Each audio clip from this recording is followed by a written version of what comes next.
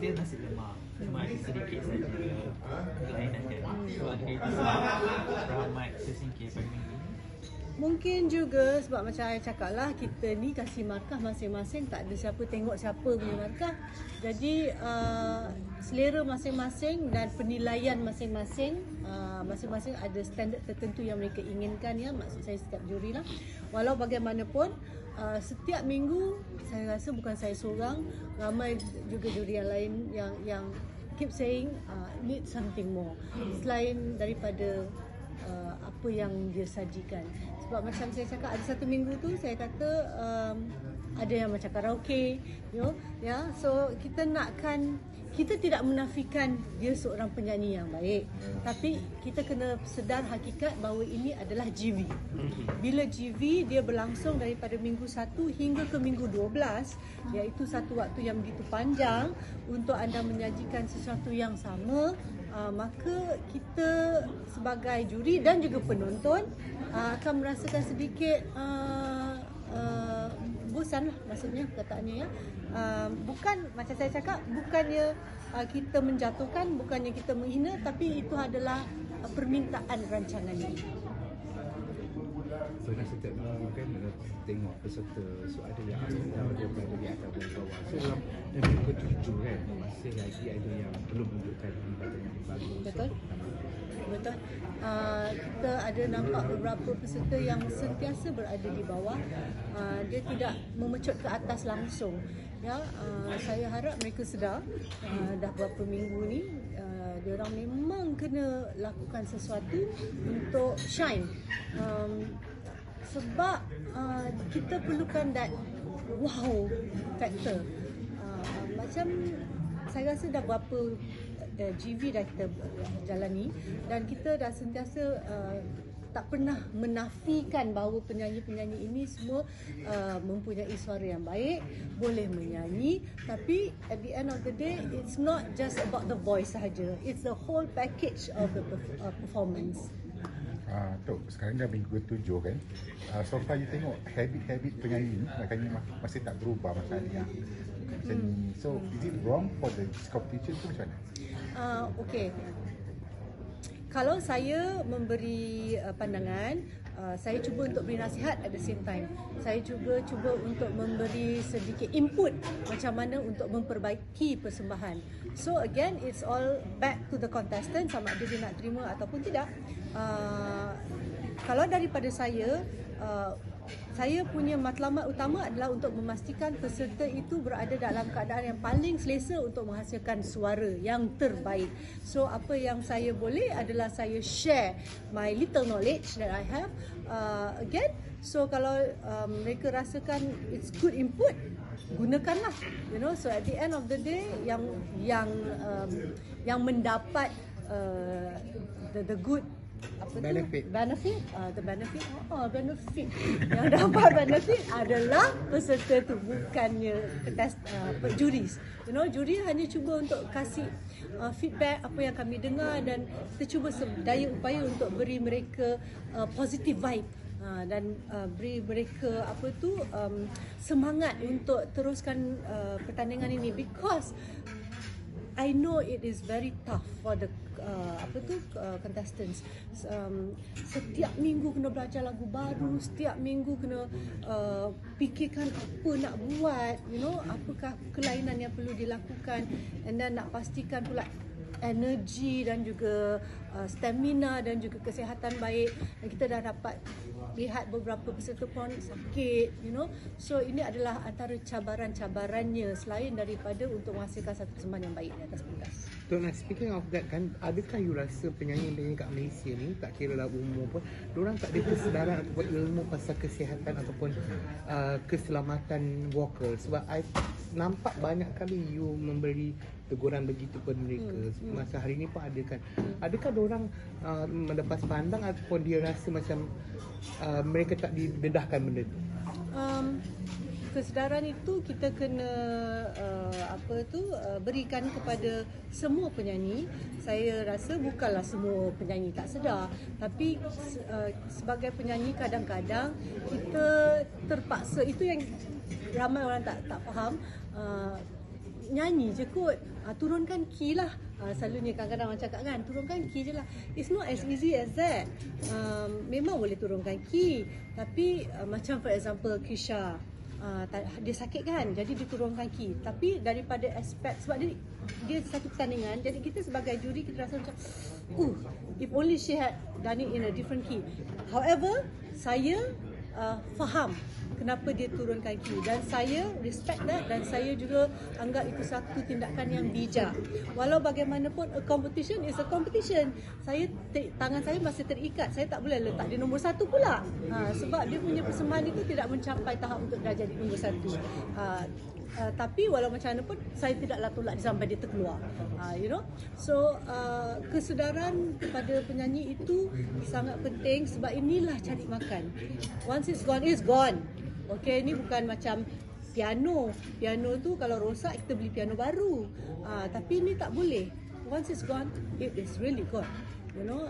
So nak kena pastikan orang faham bahawa instrumen ini sangat fragile. Sangat apa is fragile? Rapuh. Ya. Dia pun tak tahu bahasa Melayu. So anyway, senang untuk rosak.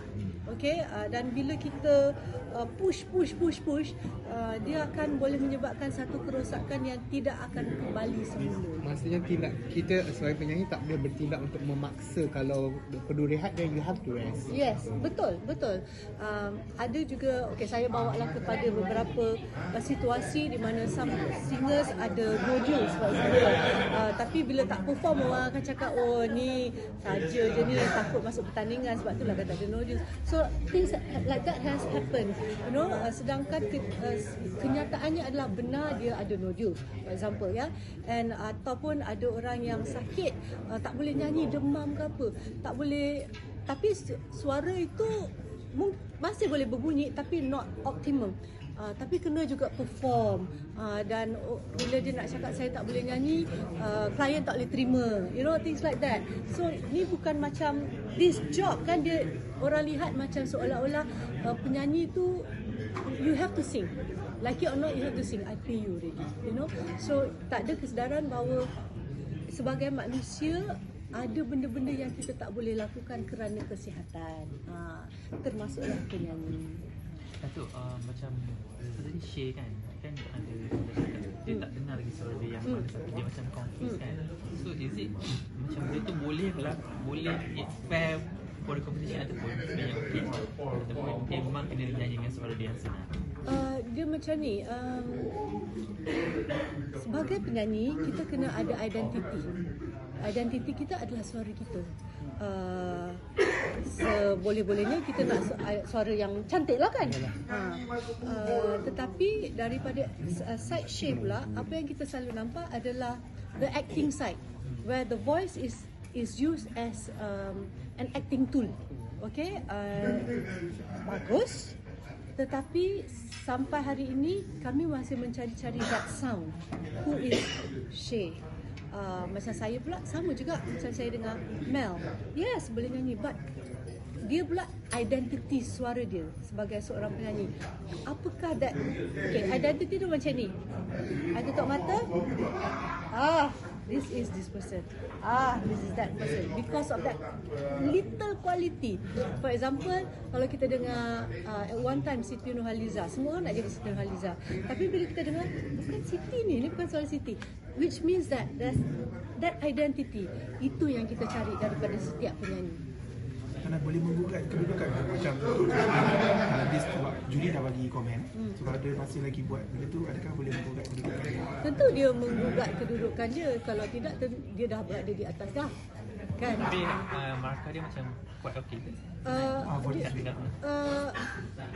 Okay, ini another thing. Kita memberi markah berdasarkan kepada competition antara peserta, dan juga kita melihat last week is even worse than this week. Okay, so katalah this penyanyi last week kat sini, penyanyi A kat sini, penyanyi B kat sini, tapi minggu ini penyanyi B perform better, penyanyi A perform lower. So markah dia berada di situ, ataupun could be like that also, you know. So dia bukan hanya bertanding dengan peserta-peserta yang pada minggu itu, tapi juga dengan diri dia sendiri pada minggu yang sebelumnya, you know. So it's how it is lah. It's a reality program yang tiap-tiap minggu berlangsung. So Tok Nam, maksudnya identical punya voice dengan varieties of way of singing pun berbeza lah maksudnya kan? Maksud tak faham soalan. Identical, Soalan tak pas identical punya voice and also identity suara. Suara identity tu dan juga cara menyanyi tu ada dua benda yang berbeza lah kan. Maksudnya they can give the excuse, no, that's the way of the way she sing, so dia very varieties of singing. Yes, but you see there's for example we take pop singers, or traditional ke contoh kan. pop singers, they have this habit of sounding like the original singer. Kan? So who are you? Hari ni I bangun, I nak jadi Mariah Carey, besok I bangun nak jadi ini, besok I nak jadi P. Ramlee, besok you know. So who are you? So we want to know who you are. So that identity kena ada. Sebagai painter, for example, Picasso is known for what? His stroke, you know, Rembrandt for his lighting, the way the colour and that light. So nak that identity perlu ada pada setiap penyanyi. Okay, talking about judging kan, like, macam last week macam ada ramai juga yang macam boleh kenapa Encik Iskandar dapat nombor 7 semua kan. So macam ada lah komen-komen macam cakap saat je lah nak bagi Singaporeans menang lah apa semua. So daripada you punya POV ni macam mana? Apa yang netizen cakap? Okay, let's tackle first things first. Tak nak kasih Singaporean menang. Saya rasa dah ada dah Singaporean menang. Bukan seorang pun.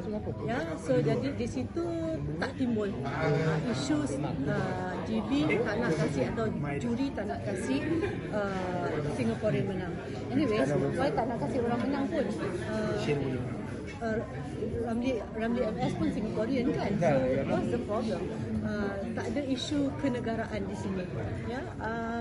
Kemudian apa lagi? Nombor 7. Kalau kita tengok peserta ni boleh berada di bawah dan berada di nombor paling atas pada bila-bila masa saja, semuanya berdasarkan kepada performance dia pada minggu tersebut. And kalau dia berada di bawah pun, it's not the end of the world. It's about their performance at that week, during that week, bukannya dari mula sampai akhir. Anyway, talking about dia tak nak terima Kan tak baik je. Dan apa tu, bukannya dia berada di nombor 7 tu tiap-tiap minggu, you know. In fact dia dah dapat nombor 1 berapa kali pun. So talking about Iskandar kan, so daripada minggu lepas apa tu, rasanya semuanya sebut tak kena ya. Apabila saya memberi komen tu, saya tak ambil hati, tapi saya rasa macam like bila saya memberi some input, some knowledge, I think bila saya memberi knowledge, actually that singer is very lucky because knowledge is very expensive. Music is expensive, you know. Dan saya rasa bila Iskandar sendiri terima knowledge tu, dia sangat terbuka, dia menerimanya dengan begitu baik sekali. In fact macam saya cakap lah, dia yang membantu dia dalam pertandingan ini pun anak murid saya juga. So you know, to get input sebagai peserta daripada sesiapa pun is a good thing, apatah lagi daripada juri. So I think kita jangan sempitkan otak kita lah dalam pertandingan ni. Kita kena terbuka dan kita jangan anggap bahawa orang nak menjatuhkan, sebab kita sebagai juri tak nak menjatuhkan sesiapa. Kita seboleh-bolehnya nak hype up everybody so that they are performing at their very level best. And nampak potensi tu. Of course lah, we see the potential semua kan. Ya, tentu. Syafrinas tahu nak murah ke. So far tak tengok siapa ada peserta yang paling nampak potensi tu be a winner tu for now. You nampak siapa yang sentiasa di atas. Saya rasa dah nampak jelas jugalah. Tapi dia punya competition I think it's very healthy. Kalau orang itu dia sentiasa nombor satu, bosan. Tak ada competition. So I think bila kita nampak beberapa orang tu berada di atas dan dia, itu barulah competition. Kalau setakat balik-balik Amy, balik-balik Amy, siapa nak tengok, boring lah, rancangannya dah tahu dah. Tapi itulah masalahnya JV ni, bila for example last year kan Liza kan, balik-balik Liza misalnya, balik Liza orang bising juga. Jadi but that's how it is. You know, kita menjuri berdasarkan kepada apa yang kita lihat. Kita tak boleh nak puaskan hati netizen. Kita kena puaskan hati competition itu sendiri. Dan sebagai peserta, saya rasa bila nampak siapa yang berada di atas itu, dia tak boleh complacent. Maknanya dia kena sentiasa bekerja keras, manakala orang yang di bawah itu kena kerja kuat untuk memastikan dia berada di antara peserta yang di atas. Nas nak tanya pasal tadi Tok Naz ada yang Tok Naz ada cakap pasal apa ni, komen Tok Naz dekat Dubai tu kan, yang macam tak baik sentuh apa ni, isu peribadi tu. Tak baik sentuh pasal isu badan juga. Yes. Thank you. I like that. Begini, saya cakap, macam saya katakanlah, bila saya menyentuh sesuatu, saya bukan cakap sebab saya nak menghina, saya bukan cakap sebab saya suka-suka. Okay, saya cakap juga banyak kali, bila kita menyanyi, kita try to connect our story to the story in the lyrics. So itu akan memberi kita nyawa bila kita bernyanyi, kita connected to the story. So seolah-olahnya kita yang bercerita, cerita itu tentang kita. Dan pada saya sebenarnya tadi, saya nak memberi pujian kepada Nubhan sebab dia dapat menyampaikan lagu itu dengan baik. Emosi dia connect dengan lagu tu. So itulah saya tanya dia, adakah ini berdasarkan kepada real story? Which I think is not a problem. I think manusia zaman sekarang tak boleh ni lah, jangan oversensitif, boleh tak? Kita hidup ni, kalau kita sensitif sangat, nanti itulah jadi anak-anak zaman sekarang ni strawberry. You know, you have to be, life is tough. You know, life is tough. You have to face it. And lagi you rasa macam, oh ni tak boleh, tu tak boleh, susahnya nak hidup. I've lived 52 years, dah tua dah, macam-macam dah saya melalui. Dan if I'm gonna take everything as like, oh tak boleh lah, menjatuhkan lah, memalukan lah, susahnya.